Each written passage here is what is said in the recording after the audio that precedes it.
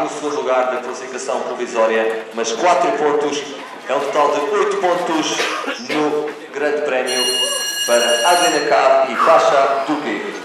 O próximo por Portugal, João Pereira Coutinho monta Koala, traz 4 pontos da primeira mão, quando faltam 6 conjuntos, incluído ele, para terminar esta segunda mão. Now the first of the two Portuguese and carrying 4 faults from round number 1, João Pereira Coutinho, Koala.